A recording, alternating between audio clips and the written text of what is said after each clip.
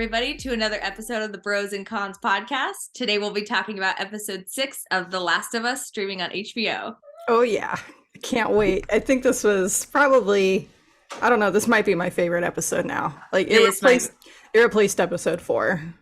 Episode 4, that's a hard one, but this one was a near perfect episode for me. Yeah. Like as a fan of filmmaking and as a fan of the video games. Yeah, for me, like this is leading into my favorite section of the game. Mm-hmm. So I'm just biased to that, and I love part 2. So I love that they're setting up the town of Jackson already for that. Yeah, I mean, that was such a surprising and a really good choice. Mm-hmm. That we'll get into a little bit later. So let's jump right into it. Immediately we get introduced to 2 of my new favorite characters. Joel and Ellie meet and threaten Marlon and Florence. Yeah. Marlon is played by Graham Greene, is one of my favorite character actors. I've seen him in quite a few things, and he's just great. He takes over a scene. Yeah, their whole comedic timing and chemistry was just perfect together. It was perfect. It brought an interesting or brought a fun levity to the always stoic Joel. Yeah. Especially after the last scene of the last episode, we really needed this as an audience. Yeah, and just the last and just how often he ends up in those situations with people that are generally violent. It was just a refreshing take on what's normally an incredibly tense situation. Yeah, they've survived this long, but they also don't take serious people too seriously. Yeah. They're just kind of a joke to them. Yeah, they just did not give a shit at all, and it was amazing. No. A fun part of it that you didn't expect it to be more lighthearted, but it's the map thing that Joel does. Yeah. Your point to this location, it better be the same location or I will hurt you. And again, they don't really take it that seriously. No. One of my favorite lines was Florence says, he didn't hurt me, by the way. I got eyes. He's like, you made him soup. He made him soup. She's like, it's cold outside. Yeah. It was really sweet. It was another we get this couple that's obviously really, really comfortable with each other, been together for probably decades. It's a Bill and Frank sort of situation. We're seeing a couple that has survived and are doing just fine by all appearances, which was really cool. Yeah, and they just don't take Ellie seriously at all. She's trying. They think she's funny. Yeah, they think she's funny and they think she's cute, and they're just not intimidated by it at all. Yeah. When she asks how many fireflies come through, they're like, we get those in the summer. It just got me. And Ellie was serious, took it so seriously. She's like, not the bugs, the people. And she's like, they're a firefly. It's cute. Yeah. It's just sweet the way they're messing with both so of them, good. Really. Yeah, it was so enjoyable. A great way to, I think, open up that episode after it ended so dark last time. The way they cut those 2 characters into the trailer, completely different tone. The power of editing, because it made it seem like such a dark moment. And I remember watching the trailer going, "Ooh, I'm intrigued by these characters. What kind of dark lore are they going to tell Joel and Ellie about?" Right. Instead, it was just a couple of people fucking with them. I love it. Yep, so I love it. Yeah. And then she steals one of the rabbits on the way out, and that just and Joel's put that back. And I love and that those 2 would just think it's funny. Yeah, she's still a rabbit. Wouldn't phase them at all. It wouldn't phase them at all. They know what they're doing. I love it. I know that there's been a little bit of criticism about how quickly their relationship has developed. Joel and Ellie's relationship has developed, but this is just more of the good stuff that I like to see. There's still Joel hasn't fully let go, even though Ellie has saved him a couple of times, that they worked so well together in the town, but he still can't can't let go of his protectiveness over her. Yeah. Can't fully trust that she can stay alive if he's not there. Right. Which is, it's interesting considering what happens a little bit later in the episode. I liked that Ellie too, like, didn't take, I feel the way I read it was when she's scared, the more scared that she gets, the more like sarcastic she is. So that she's talking about the river of death and she just like kept making fun of it. Yeah. It's something that, like, if I'm scared, I just kind of keep talking. I kind of like try to make light of whatever is scaring me at the moment. Yeah. So I thought that was a good character. Yeah. Good character bit. Yeah, for sure. So I want to talk about their fireside chat and some of the dialogue in that scene. Definitely. Yeah. I love how they open that scene. How she's looking out at the aurora. Also, let me just interject that this is like a beautiful, like, wilderness. Yeah, it was beautifully shot. Like, this is what I live for with this whole series in general, is just the beauty of reclaimed urbanization and then the wilderness just being completely untouched. Yeah, it's great. Yeah. But I love that they open the shot on that, especially since it's so fitting into Ellie's personality on how she wants to be an astronaut, which is just something that will never happen anymore. Like, it's just that's a thing of the past. And I mean, I love how she went into that in this scene more in depth on how she's just obsessed with space and things like that. Yeah, I love that Joel knew that her favorite astronaut would be Sally Ride. Yeah, he already has her figured out. Yeah, and she takes it like in stride, because you see in a lot, like, one of the tropes is, how did you know? You know, like, when someone guesses, they like, it's made a big deal of. And this, she just like goes with it, because it makes their relationship feel so much more real. Yeah, definitely. So, and this also was apparently a deleted scene from the game that never made it in. So, wow, that's cool. Yeah, so it just makes it so much more cool that they actually put it in, and we got that moment between the two of them, because it's just something special that has been there since the inception of this series, and we've never been able to see it before. And so, yeah, it's just really like The Last of Us games have some of the best characterization, best character moments, best characters that we've seen in video games, but it's still a video game, so you don't have a lot of time for these incredible character moments that they're building into the show. So I'll sing the praises of the show because of that.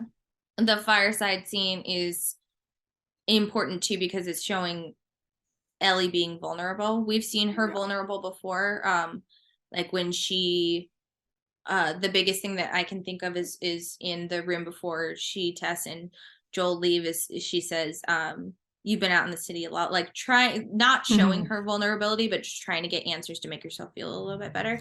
But here she allows herself to be truly vulnerable with Joel. And that's with her story about Sam. Yeah, because I mean, this is a 3-month time jump. So the fact that she waits 3 months to even bring this up just shows how much it's been weighing on her and how big of a deal it is that she's actually opening up to him in this moment about it. That's something she's been carrying with her and furthering her survivor's guilt, I'm sure. So it's, I think, a big step in her trust of him that she opens up and actually tells him about that. She tells him the truth, which she hasn't. She's always been lying to Joel a little bit, hiding things from Joel a little bit up until this point. Yeah, and he doesn't criticize her for it either. You know, he, in his Joel way, he says, I reckon it's a lot more complicated than that. And it's not, you know, he's saying, hey, like, you tried, but also it's not your fault it didn't work, because there's scientists trying to do this for a reason. So exactly. Yeah. And she opens up too about her worry that, like, is this really gonna work, which hurts your heart. And Joel reassures her, like, if Marlene thinks it's gonna work, then it's gonna work. Right. Yeah, she's smart. Yep. Yeah, he really steps up there, I feel like, and I think it shows how much he believes that what they're doing can actually make a difference too, more than he'll ever want to let on. Yeah. And he touches on that a little bit later in the episode as well. But I think more than anything at this point, he's just trying to comfort a little girl. Yeah, for sure. This also foreshadows a little something for video game fans. There were so many part 2 Easter eggs in this video. Many in this episode that like it kind of blew my mind how much they were giving. They were really setting things up. Like a lot. A lot is it, and I'm specifically referring to the sheep farmer thing. Yeah, yeah, that one really stood out to me a lot. Because in the second game, that's actually not something that influences Ellie at all from Joel. Right. But I liked how they made that like a part of him. Yeah. That's into that. It's like weaving them together even further. Yeah. Which is I love it. It's just this everything about this episode and how it just pulled so much from both of the games is probably why it's my favorite episode so far. Yeah. For me, the reason this episode is one of my favorites is definitely that's a huge part of it, but also just my favorite 2 episodes were just so meaty in characterization. Yeah, like just meaty with the clever writing and meaty with the relationships. It's just it's good. It's so good. So good. Yeah. So like I knew from the trailers that eventually Joel and Tommy would get back together. Right. But seeing the dam, I went, oh shit, they're doing the dam. I love how Ellie just goes, damn. It's pure Ellie. It's just everything I love about the characters was in this, like just the goofy one-liners and things like that. I'm like, this is why these characters are just so great to me. Yes. And to me, I don't know if you feel this way, but like they're also doing a really good job of showing parallels. Like it's obvious how different Sarah and Ellie were. Yeah. But they're showing these parallels between the two of them. I think that's just the nature of this being a television show. Yeah. Instead, but they're able to explore that a little bit more because for some reason when she said damn, I thought back to the I sell hardcore drugs line. There was just something about the snark of it that like it's just good. It's good. It's good. Yeah. And in that same scene, Joel's like, I don't know how it works. I couldn't tell you. And Ellie says, you could have made something up. I would have believed you. Yeah. Like it's such an Ellie line, but I feel like that's also just foreshadowing again. Yes. Where it's just really diving deep into what's to come in a way. She's trusting him like a lot. She's trusting him to tell the truth at all times to her. Yeah. She's idolized him at this point and she looks up to him so much and is completely just attached to him as a person and as a parental and adult figure.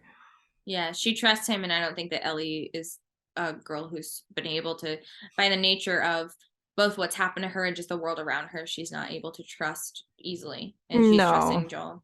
She's not she's kind of trusting, but she's not the most trusting person. So it just it says a lot that she's completely attached to him. Yeah, and that's the cool thing is like she did not like Joel at first. Like she attached herself to Tess. Right. And they've just done such a good job at showing why and how she's attached herself to Joel now. So once I saw the dam, sort of assumed that things would kind of like carry forward the way it does in the video games, where all of these interactions are at the dam. Instead, we get some horseback riders coming over the hill. I really liked how this played out. Okay, I love everything about just the rest of this episode. Me too. Just because Jackson was just this place they talked about.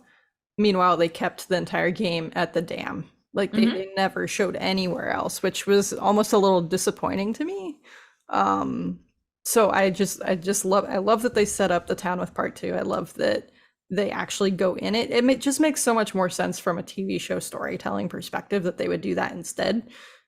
Because it would just be too small scale otherwise. Absolutely. I mean, it would end up being like a bottle episode. Yeah. So it makes sense that they have patrols just like they Mm-hmm. do in part two, where they send a bunch of people out to go investigate like what's going on. And I think Mm-hmm. it's really cool that they have their dog trained to sniff out um, being infected, because Infection. that Yeah. is a real thing that dogs do. Mm-hmm. So it just makes sense that they would have a dog detector if they don't have if they don't have a one of their little Yeah.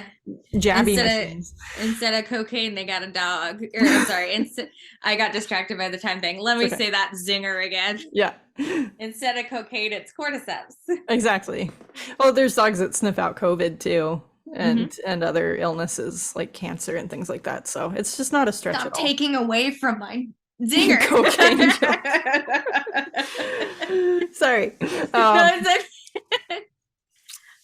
when I tell you I was tense during that part, Oh. because I didn't want them to kill a dog, but I was Mm-mm. also in my head, I was also like, well, they got to kill the dog. It was like awful. As a game player, that was another moment for us, I feel like, where we just didn't have any idea what was going to happen. Yes. They really put that uncertainty out there, because it's like, oh, well, the machine shows she's positive. What is a dog going to do? Yeah. It's different. So, I mean, that kind of maybe explains some things to us, and how it's like neutralized and maybe it's not alive anymore. In Mm-hmm. her body, it's just dead. So it's interesting. Like, Yeah, it's like she's a what are those called? She's a carrier, but right. what is it called? Is it called non-symptomatic carrier? Yeah, or asymptomatic carrier. Asymptomatic carrier, yeah. Yeah. It's interesting. Mm-hmm. I wonder if they'll explain how that works further into the series. I'm not sure. It's probably better to be a mystery, but Yeah, I was gonna say I hope they don't, but it's a really cool like think piece. sure. Yeah, definitely.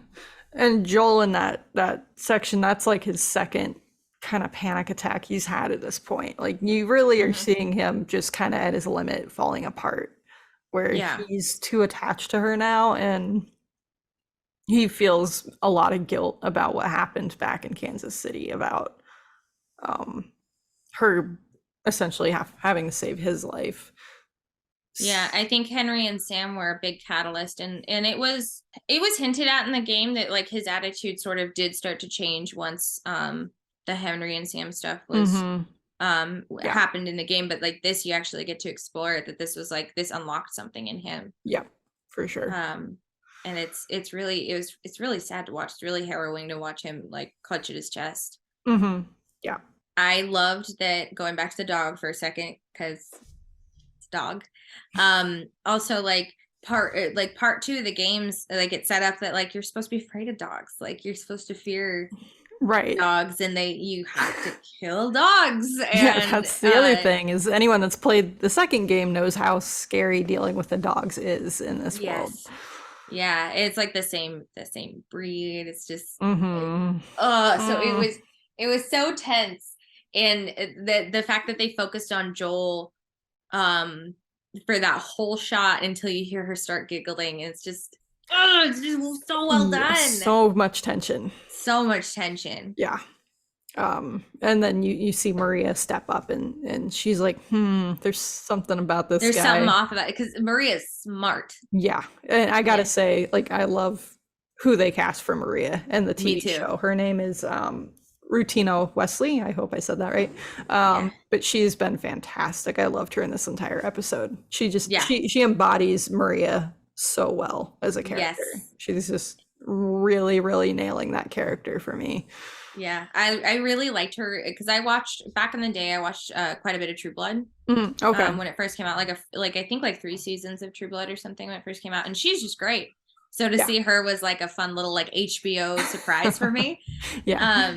And she's making more of this character than I got out of the character in the video game.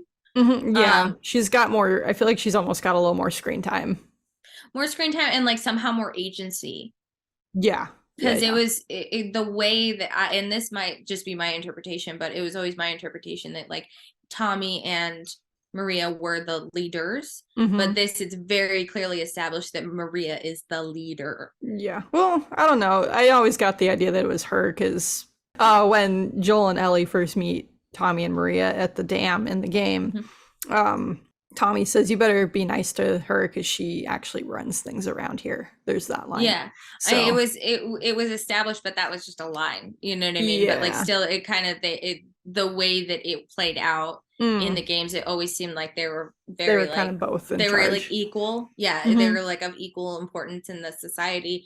But this is like very, very clearly it's Maria running the show. Yeah. So this is a departure from the game because we're actually going into Jackson, which is a really cool choice, and this was a really good moment for Joel and Tommy. I love that there were no dangerous interactions that happened in this episode. Yeah, it almost felt like the calm before the storm. Yeah, and I think the story really, really needed this. So it was perfect in my opinion. You kind of like it. So there's this great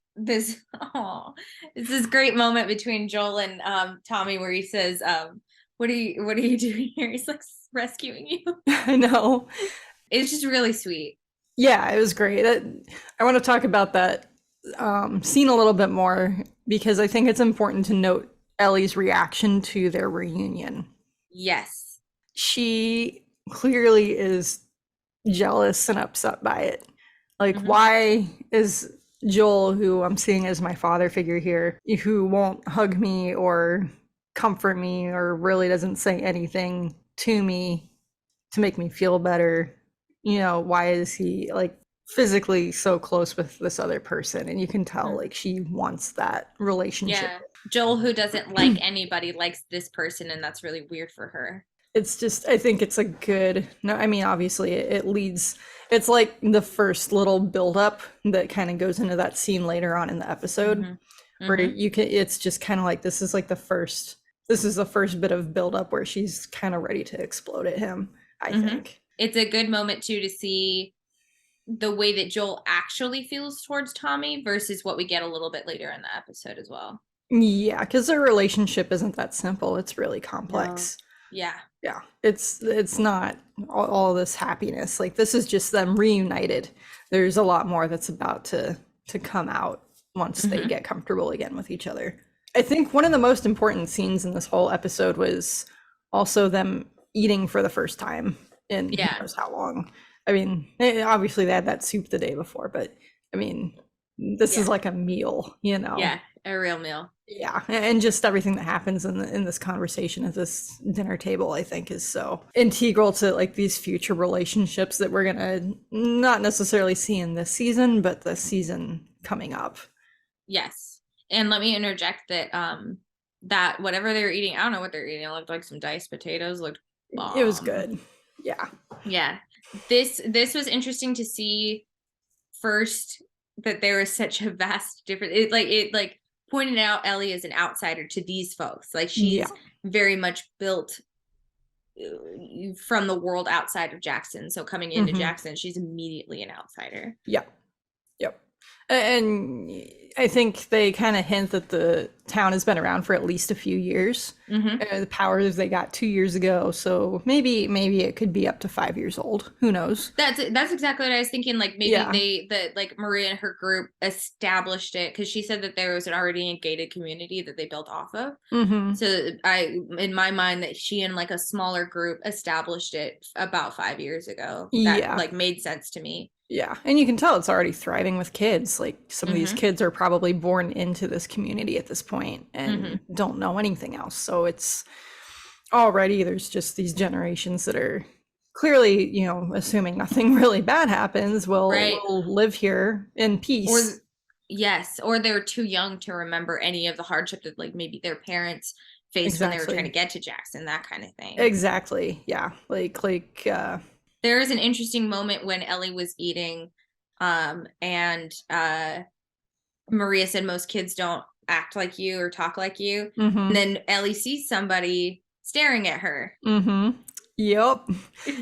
And we all know who that was. We all know who that was. Yeah. And it's been made pretty clear from the podcast, the official podcast. They've all but confirmed. All but confirmed. Like Neil Druckmann on Twitter is like, oh, I see you guys are making this go viral. You know, like they've pretty much established it. I assume that there's a good chance they might recast the actress, and the character we're referring to here that's kind of creeping on Ellie is named Dina. But I assume that they might recast her. They just needed someone that looked like her that could quickly be on screen for 2 seconds. Yeah. So it was just a shot that you mostly just saw hair. Right. And the actress that plays her is 27 years old. So I think a little bit old for the role. Yeah. Yeah. Wow, she was 27. She looked like she was 12. No, if you look on her Instagram, she looks 27. So yeah, just a lot of great makeup there, hair and makeup and styling, and they did a great job. But there's a part in the second game that really confirms this scene for me as being that where I'll say the dialogue verbatim here. Ellie says, I was overwhelmed by all the food. I remember my first week just gorging myself, stuffing food in all my pockets for later like it was gonna run out. And Dina says, I saw that. Ellie says, you did not. And Dina says, I did. I remember thinking, who is this string bean girl stealing all the jerky? And Ellie says, I didn't steal that much jerky. So literally it's that, essentially that exact scene from the game that they've interjected into here. And I just think it's such a nice little Easter egg that they stuck in there. Yeah, it's just like you can tell how much Neil Druckmann really does care about these characters, about this game, about this story. Yeah, and they hadn't even been greenlit for season 2 at this point. They were just like, hey, let's go full on here, like it's gonna happen. And even if say, God forbid, it didn't happen, it's just cool that they really saw how important it would be to set up Jackson as a community, just even for season 1. I think it's just much better storytelling. I keep saying that a lot, but it's much better storytelling. Yes.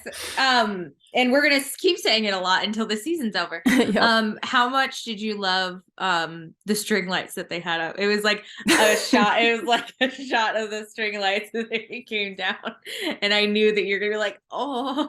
Yeah. And you know me, I love part 2 trailer.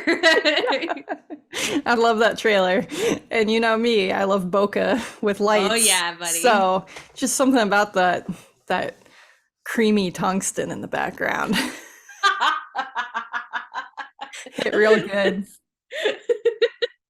That was such a great trailer too, by the way. Like going back to that came out in 2018. Oh, part 2? Yeah. And we still had to wait 2 years for the game to come out. They tortured us with trailers as long as 4 years earlier. There's something there's something super satisfying as a fan of The Last of Us to like know that next week we get to see another episode of The Last of Us instead of maybe 4 years from now we'll see something from The Last of Us. We waited 7 years from part 1 to part 2, and there was the announcement trailer in 2016, the second trailer in 2018, and then finally the actual game in 2020.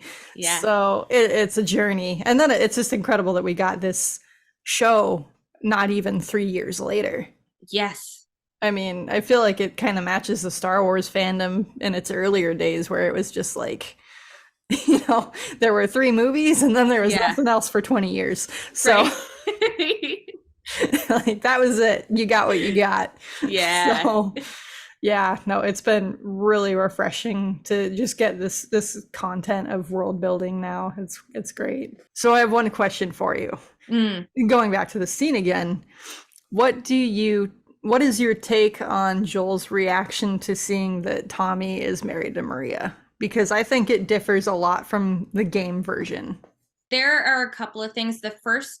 My first instinct was, oh, he doesn't like people being taken away from him. Okay. Like he felt like Marlene took Tommy away when he joined the Fireflies, and now I just got him back and this person is taking him away. Even though it's a completely irrational thought. Definitely. He doesn't like his tribe being that makes perfect sense. Yep. That was my first reaction. Also, just like this to me was sort of the start of like he Tommy is now getting everything that Joel wanted, that Joel got taken away from him. Yeah. A lot of jealousy. Yeah, I'd agree with like that. Ellie. Yeah, they're just very similar. Yeah. Yeah, no, I completely agree with that take on it. That really stands out. Yeah. It's interesting. They've created a really interesting dynamic here. They have. I'm glad you brought it up because this is like just more and more. There are more and more parallels between Joel and Ellie that keep popping up. Yeah. Yeah, it's just it's good. There's and this gets established more later in the episode as well. As there's like starting to be a codependence there. We see Jackson is pretty idealistic. Like I want to live in Jackson. I know, right? It's great. You see some sheep running around, which I love that Ellie points that out to him too. Yeah. And she's just so ecstatic, like, oh wow, everything fucking works here. Everything fucking works here. Yeah. Like she sees the stability of this town. It's like Fedra had things too, sure, but they were overpopulated for what they could handle. Food was horrible. It was just the living conditions weren't actually good. Yeah, it's interesting because now Ellie has sort of seen like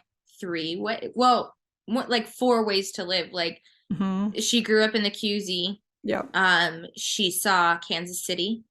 She saw how both Bill and Frank, and then the 2 characters that we see in the beginning, how they live in isolation, away from everybody, happy, but it's not a community. No. And now she sees Jackson. Yep. Yeah. She's really, I think, starting to piece together that there's more than one way to live in this world. And I think there's a part of her that's really excited to return there. Yeah. When they're done. Like, it seems like she feels like there is, like Tommy says, there's a place for you here. And I think she and Joel both feel that and think that is the end of their story. The bar scene is where we get an even more clear look at the resentment that's between the brothers. Yep. The sort of like the not just tension but resentment with each other. And you gotta wonder, like, do you think, I think, and I want to know if you think that that's been the way it is since they were probably teenagers. Yeah, I'd agree with that. I think because there's definitely a bit of an age gap between them. So I think Joel goes back and forth between this brother, almost paternal relationship with even Tommy. Yeah, that's why he's so protective over him. Yeah, because the first episode he had to get him out of jail, and that clearly wasn't the first time. If you remember, like how exasperated he was when he's like, "You need to come and get me out of jail," and Joel's like, "Again." He's so over it. Yeah. No, I think that's kind of like the whole shtick of their relationship is there's just this tension that's underlying all the time. And I don't think that Joel knows what to do with it. I think there's residual resentment towards Tommy for leaving for the Fireflies. But also I don't think that Joel knows what to do with this reversal of roles. Suddenly Tommy's the one that has everything together. And Joel is floundering. Yeah. Like he sees Tommy not just having it together, but also happy. Yes. And having a life that I think neither of them thought they could ever have after the world fell apart like it did. So it's just, there's some jealousy, especially in his comment when Tommy like confides in him and says, "Hey, Maria's pregnant. I'm going to be a father. That's why I'm hesitant to actually go do what you're asking me to." Right. And Joel has just the total dick of a comment where he says, "I guess we'll find out what kind of father you are." Like, who says that? I think they're both really good at saying the worst possible thing to each other. They're brothers. They're brothers with a lot of underlying tension, a lot of bad shit that's happened to them. And they both just know how to say the worst shit to each other. Because like the comment that Tommy makes is also like awful. A little more justified, sure, but he's talking about his dead daughter. So like, they know how to get under each other's skin. Exactly. A really interesting dynamic here. And here too, I want to talk about how this version of Tommy makes more sense to me Mm-hmm. than in the video games, because there was in part 2, I felt like there was a huge leap between the Tommy in part 1 and the Tommy in part 2. And that Mm-hmm. could just be me. Mm-hmm. But this Tommy is a little bit, starting from episode 1, he's a little bit more hot-headed. He's a little bit like, it seems like he needs Maria to have to like temper him. Yeah. Because like Tommy wants to do the right thing, Mm-hmm. but he is a little bit hot-headed. Mm-hmm. Like Joel, he just handles it in a different way. So I just wanted to throw that out there, that this version of Tommy makes more sense to me, I think, Mm-hmm. than the video game Tommy. Yeah, I can who I see loved that. as well, but Yeah. Yeah, I can see that. That makes sense. There's an interesting line that Tommy says to Joel that was something to the effect of, there's another way to live, there's another way to survive, we just weren't very good at it. Yeah. Mm-hmm. And that summed up a lot for me. Mm-hmm. It summed up Tommy's character as like, he just wants to do the right thing, he wants to be a good person. Mm-hmm. He just didn't know how. Yep. And Joel, I don't think that Joel was super interested in doing the right thing and being a good person once Sarah was gone. Yeah. He just wanted to survive. Mm-hmm. Yeah, I think he really just didn't have anything to live for anymore, and he didn't really care what he kept doing. And also I like that they more heavily established too that like Tommy was complicit in all the bad shit that Tess talked about, you know. Yeah. And but like Maria says a little bit later, like he was following Joel. Joel had such an influence over Tommy that this is the way. But I also don't think that's any excuse for Tommy's behavior either. No, not at all. Like, I don't know, like she tried to justify it, and that just kind of still was like, that itched me. Itched me a little bit, and we'll talk about that a little bit. Actually, let's talk about it now. Ellie, first of all, the joy on Ellie's face after coming out of a clearly hot shower was like, I feel that every day. We all have been there. Yes. And on her bed she finds a very female thing. Item. You want to talk about that? Oh yeah. You ready? I do. So to continue on top of my toxic shock syndrome research with the tampons in episode 3, this one I was like, oh, they put a Diva Cup in there, which I thought those were a recent invention. I thought those were like something that came around the last 10 years. So I went on my little dive here again. The Diva Cup actually came out in 2003. Mm-hmm. So it makes sense that like, oh, okay, they exist, like they were a thing, so it makes sense that they exist in this story. And then I went on even a deeper search. Turns out the first modern menstrual cups were invented in 1937, and some variation of them actually was invented way back in the 1860s. Mm-hmm. So women have had some pretty modern ways to handle their menstrual cycles since almost 200 years ago, which is pretty cool to think. But this is like a recurring thing in post-apocalyptic stories that always bothers me, is how do women deal with their periods? Mm-hmm. And I'm really glad that they're actually addressing this, because it just bugs me so much in every other story. Yeah. Me too. Like something that you said in that other podcast, or in the other podcast episode, was like, it was clearly a man who wrote this. Mm-hmm. And what I appreciated was that, so this episode was also directed by a woman. Okay. And what I appreciate about this is they're like, oh no, we know, we figured it out. We've mm-hmm. had this on the back burner. Take your menstrual cup. Yep. Really cool. Yeah. Really good stuff. And it makes sense. It's like, it's reusable. It makes mm-hmm. perfect sense for the apocalypse. Like, yeah, you're not going to get toxic shock syndrome from like 20-year-old tampons anymore. Right. Exactly. Yeah.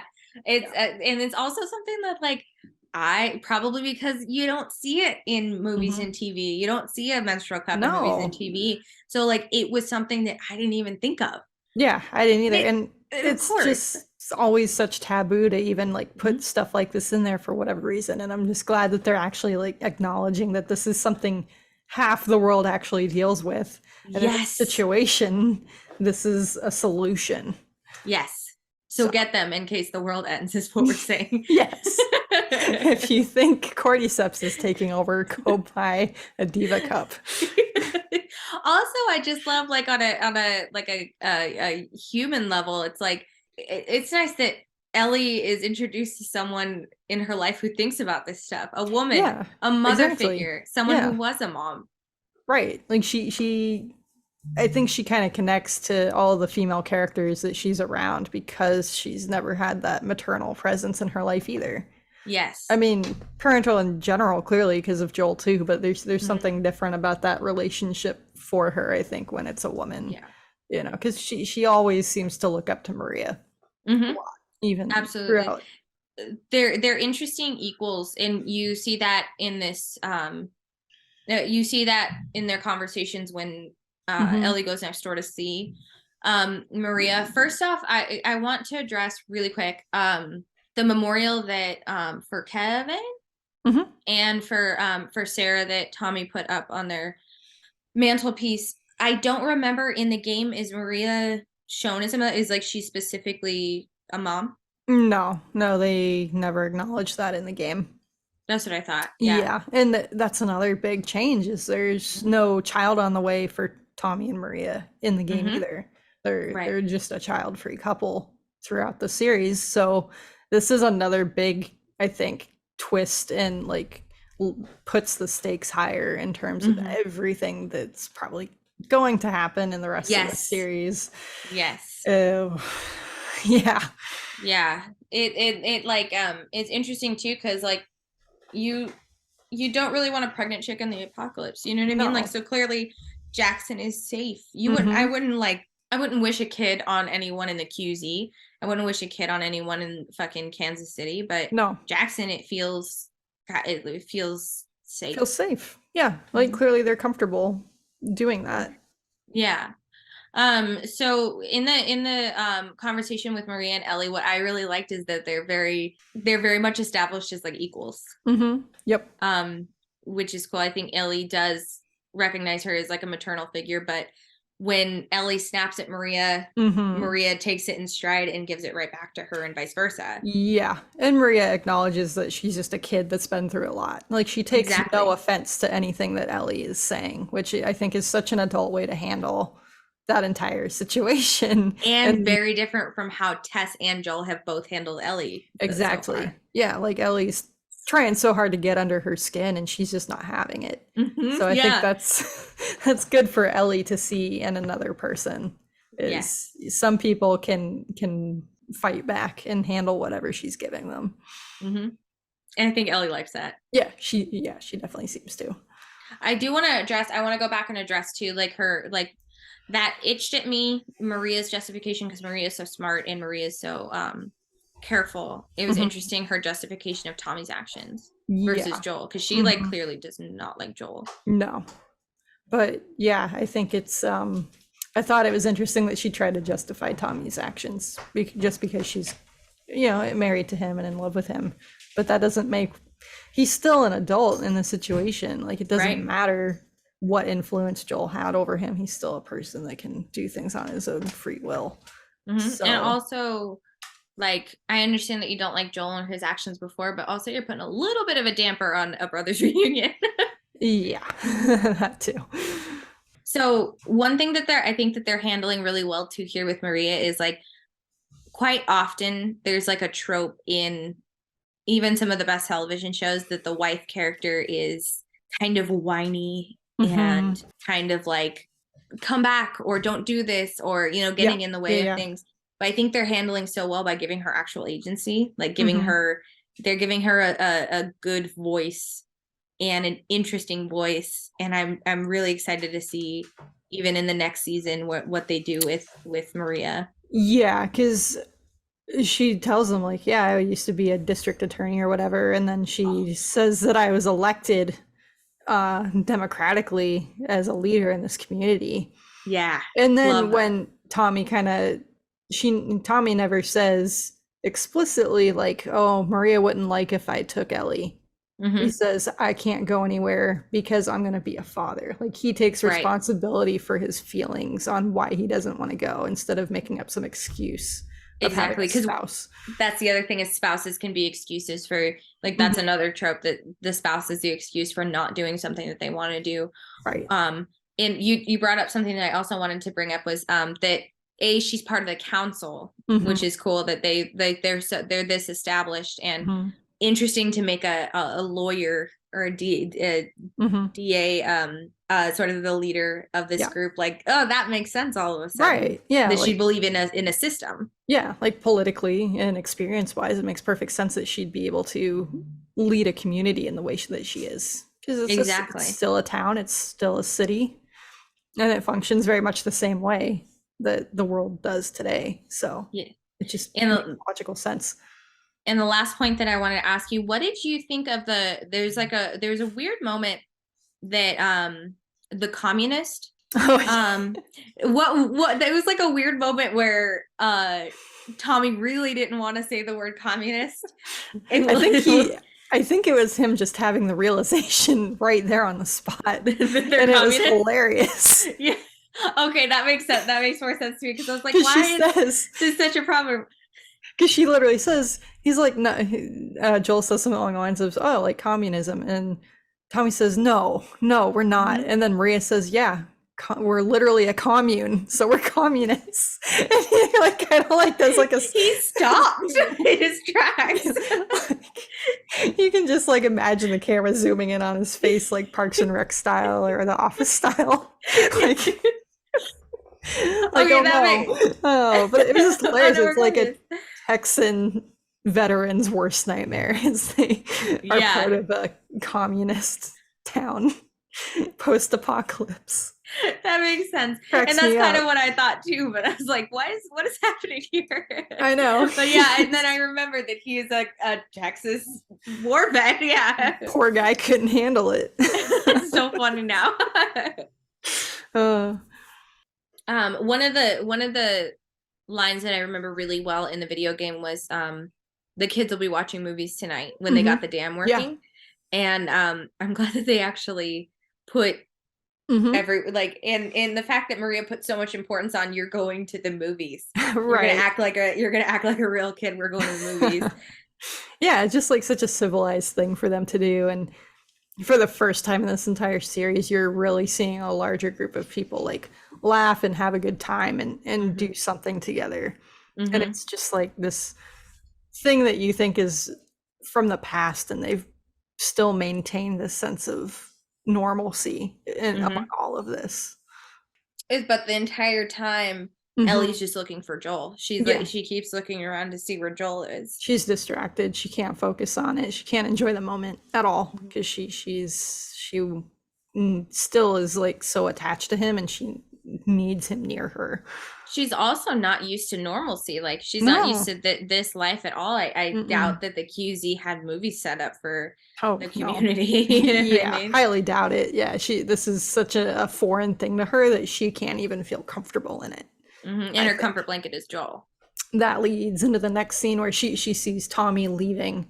And that's when Tommy is going to find Joel. And this is such an important scene, because it's like they divided the two moments of a conversation they had in the game, because they have a conversation where it's half of them having an argument, and then also half of Joel telling Tommy that Ellie's immune and going into this pitch of, I need you to take her.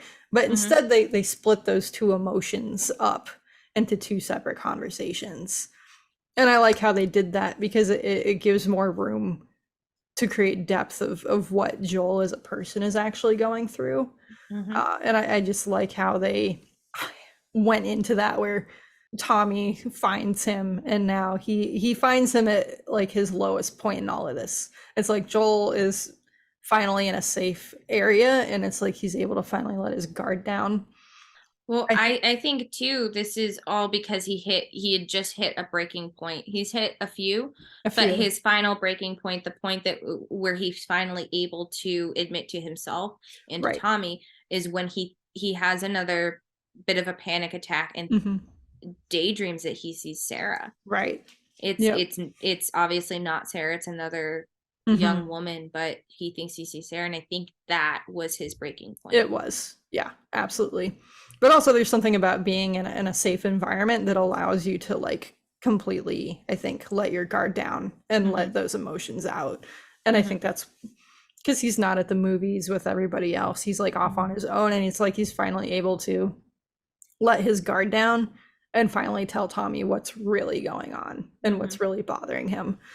And that's where Pedro Pascal is probably going to get his Emmy nomination, is in this conversation, because it was so well acted and executed. And I mean, they dive into everything that's bothering him, which we also in Game Joel, we don't get to see him open up this much to anybody. And I love that they're finally like they're just completely humanizing and well-rounding this character in a way that we just didn't see in the game. Obviously it's there and you know what he's going through and what he's probably thinking, but it's a different thing altogether to actually see him verbalize it and break down and actually cry in front of his own brother. This is the power of this medium, and you know, thank God they didn't put this into a film instead of a TV series, because we get to have moments like this. We get to have extended real conversations between a person that's breaking down and a person who has a complicated relationship with him. I like that in the argument scene in the bar too, like he just flat out lied about Tess again. Yeah. And he finally gets to talk to him about this. And there was one line that Joel says, I don't remember my dreams. I just know that I've lost something. Yeah. That was such a good line. Good writing, incredible performance. Yeah. Well done, Pedro. Yeah. It just goes to show how much he beats himself up about everything that's happened. Yeah. Like he also, I think, has survivor's guilt of some sort, where he just cannot handle what's happened and how he hasn't been able to stop it. And that's a recurring theme. It's so deeply ingrained in him that he can't even put a name to it. He just knows he's losing and he's failing in his dreams. And explains everything about it. And it really dives more into, so the difference between Game Joel here and TV show Joel here is Game Joel is more like still kind of saying like, look, I just never wanted this. I only did it for Tess. Like, just take this kid for me. I'm done. This is your crusade, I think is like his almost his exact dialogue. And here he's like, I would do it if I could, but I can't do it. I'm too weak and I can't protect her.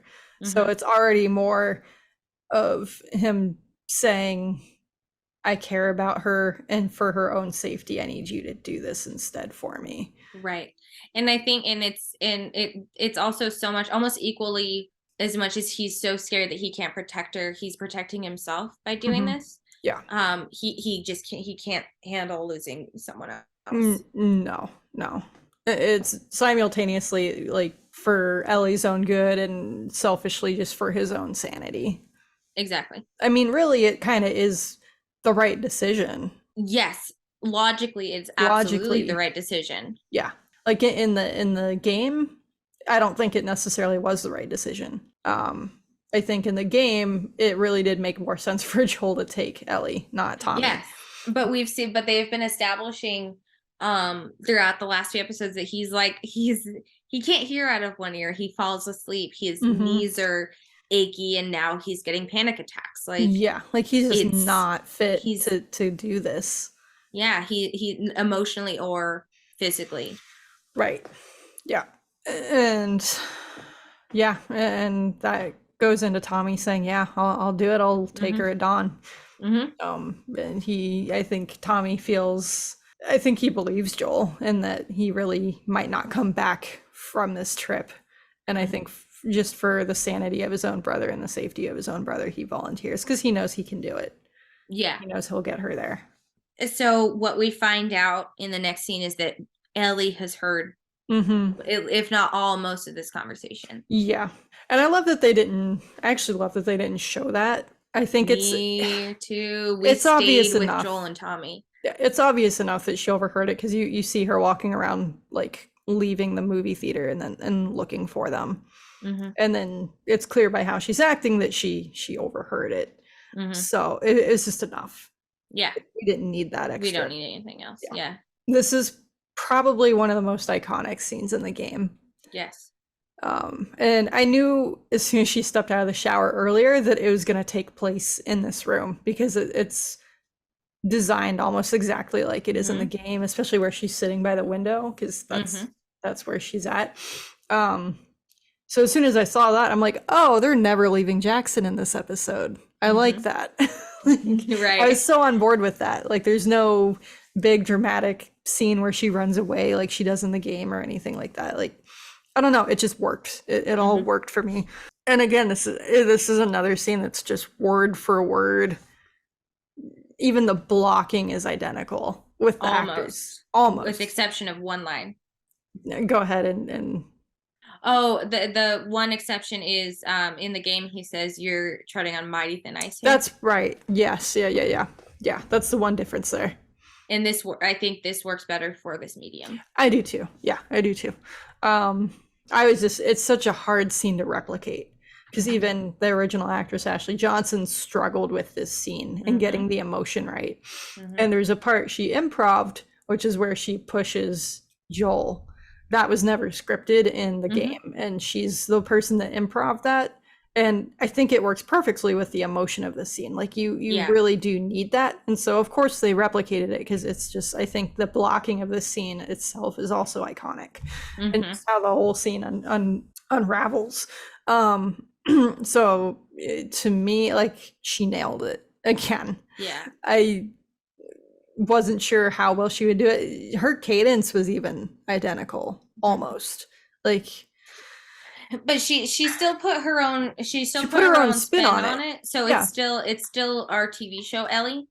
That's the thing, is I've said earlier in other episodes, like, I don't want it to be identical. I don't want it to be shot for shot, word for word all the time. And she still made it her own even within this scene.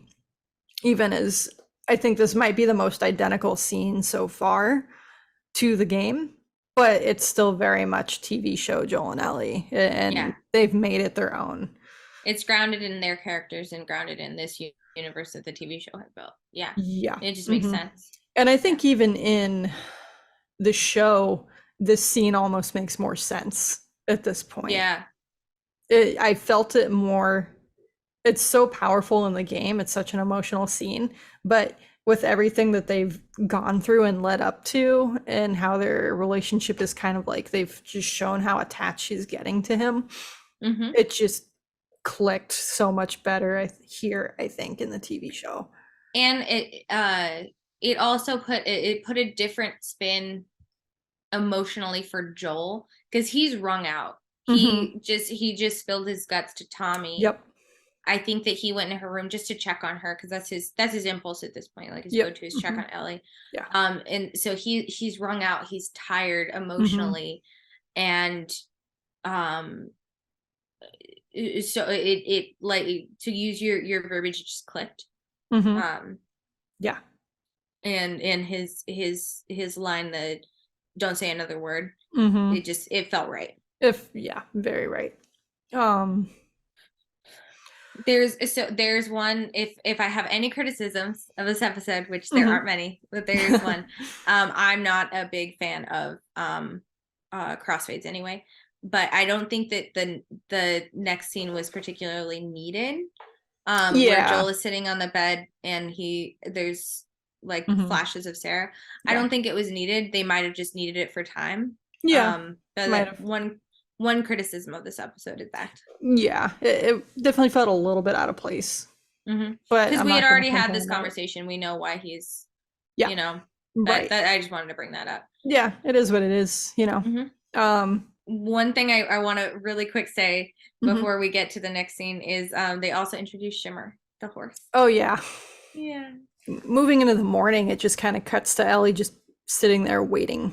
Like, it's Which like I thought was really sad. I thought that was like one of the saddest things that she's done so far, is she's just sitting there waiting and accepting it.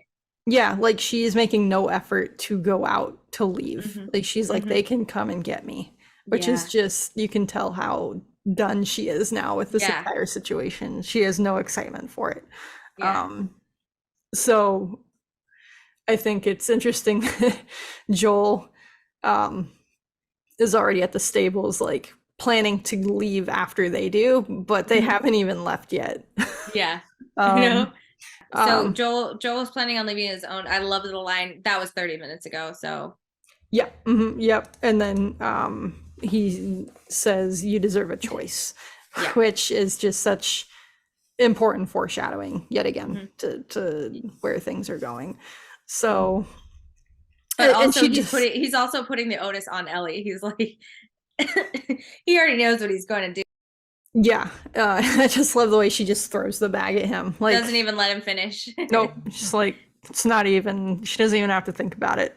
Mm-hmm. And what happens after that is just they get there in 5 days instead of 7.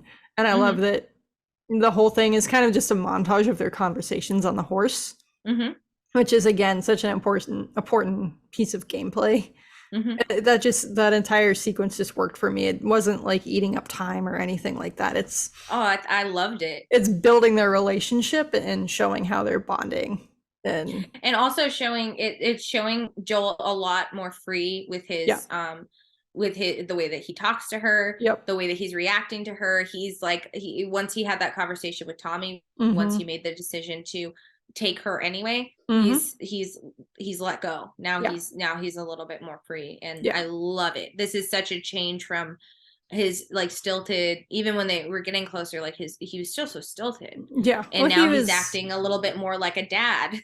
Yeah, because he was ready to, I think he was just like bottling up that emotion and afraid to feel it. And it was Mm-hmm. causing him to kind of like lash out at her and say things Yeah. to her. And Well, now, also just not wanting to let go, not mhm, wanting, because if yeah, he lets go, then he can get his heart shattered again. So he's just exactly. gonna, nope, I'm not letting you in. Yeah. So it's like he's finally accepted how he feels and Mm-hmm. he's moving forward with it. In these moments, like even going back to the earlier one, just going on how they're building like their character. One thing that I love that she always does in the game is she's trying to whistle. Yeah. And so you see Again, her trying this so is hard. chock full of Easter eggs, and not a single one of them felt forced. Yeah. So I think one of my gameplays, she tried whistling like at least 4 or 5 times throughout the Mm-hmm. series, and then she finally managed to whistle. Yeah. This is so funny.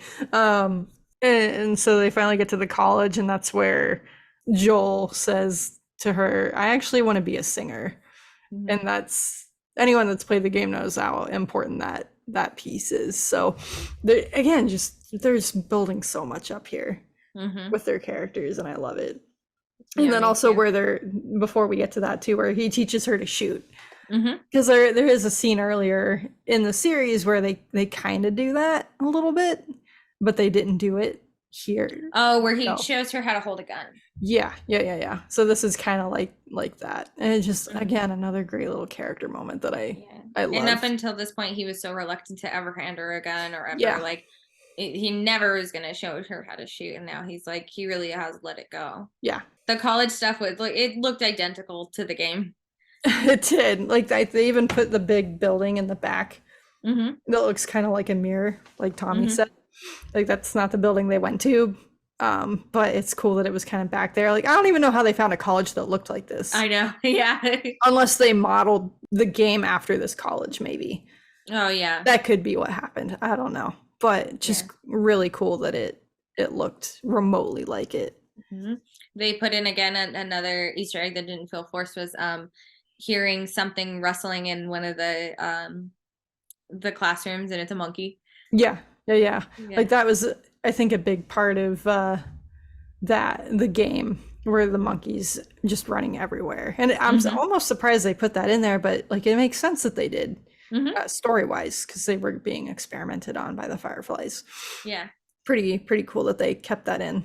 Yeah, they're keeping in things that like make sense in this universe, Mm-hmm. and they're keeping in things that are iconic and things um that both fans of the games and just fans of good filmmaking latch onto. If I recall correctly, this was also a really combat heavy part of the game, and I'm glad that they condensed it to just a small band of violent people, just like 4 or 5 guys that didn't have, I don't even think they had guns or anything. No, they had bats. Yeah. They only had like bats and maybe like a crowbar, I think I saw. Yeah, right, which makes sense because there's a bullet shortage. Yeah, they were so close to getting away with the horse. They were so close to getting there. So close, yeah. They took a scene that was pretty stretched out in the game and really condensed it down to the meat of it. And I love that they did that, because it's like you spend a lot of time like going in the game, like where did the fireflies go, and finding like these tape recorders and things to figure out what exactly happened. And then in the show they just walk in, they're like, oh, there's a map, that's where they went. Yeah, like, that was easy. I also so this is also a big departure from the game, and they talk about it a little bit in their podcast, but I was really wondering going into this episode how they're going to handle Joel getting hurt. Me too. Because you can't put that in this kind of in the game. He gets like thrown out of like a 2-3 story window and falls on a piece of broken rebar. Yeah, and gets impaled on it, and no one's going to survive that. No, it was really, really video game violence, and it just, in the world that they've established here, that's very grounded in reality, aside from Infected, it just makes no sense on like suspension of belief or anything, or disbelief. Like it just wouldn't work. So I love how basic and simple this was, because again, it's like, this is still dangerous, you know. This is still a severe wound, and it's also something that could absolutely happen if your adrenaline is running high. You won't realize that you're hurt. No, not at all. And it's just crazy to me that he still managed to snap the guy's neck. And, like, adrenaline. You know, like he really, really got through it. First, I was worried Ellie was going to shoot him by accident. Yeah, a little bit. Yeah. I'm like, oh no. You know what? Oh, that's so funny that you said that, because that was one of my thoughts. Was like, is that how they're going to handle this? You're right. Is Ellie going to shoot him? That'd be such a stupid way to get injured, and you never hear the end of it. Yeah, absolutely. But this was brutal. It was brutal. And like, he just doesn't even know that it happened, and until I was worried that he pulled it out. But also, what else are you gonna do when there's no doctors around? Exactly. Like, oh, don't, that keeps the blood in. Right. Like, it makes sense in a modern society where you can get to a hospital. But if you're gonna be bouncing up and down on a horse like this, it's just gonna be cutting you every which way. Yeah. So also, I mean, like, I think that most people's first reaction is going to be pulling it out. Yeah, that too. Like, you're just not really thinking in that moment. You kind of freak out and do irrational things without any foresight. So and what I really liked here too is Ellie immediately, as soon as she got over kind of a little bit the shock of seeing Joel that way, she immediately took charge, and she kept saying, Joel, get on the horse. Joel, get on the horse. Like, giving like being the one commanding, and like, I loved that. Yeah, because I think you drag him around, right? In the game, you drag him around onto the. Yeah, like she kills probably like 3 or 4 guys or something like that with her pistol, and he like falls over at one point, and she says, "Can you walk?" And he says yes, and she's like, "Then get up and fucking walk." Yeah, and she keeps pushing him through it, and she kills the guy trying to take the horse too. And then gets him on the horse, and then exactly like the TV show, he falls off the horse once they get to safety. And this is another scene where I felt like the acting was, I don't want to say it was better or stronger, but it was more impactful, where, I don't know, maybe I'm just desensitized and I've watched the game I also think it's so different because we're spending so much more emotional time on these characters in the TV show.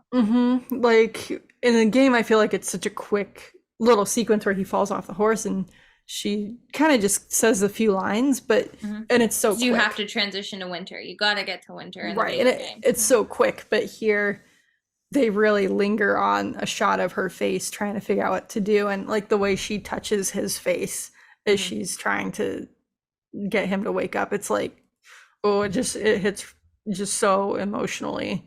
And the dialogue here too is like absolutely something that you would say to Joel to get him to get up to help Ellie when she says, you know, I don't fucking know what to do. Yeah. She knows that she's gonna die without him. Right.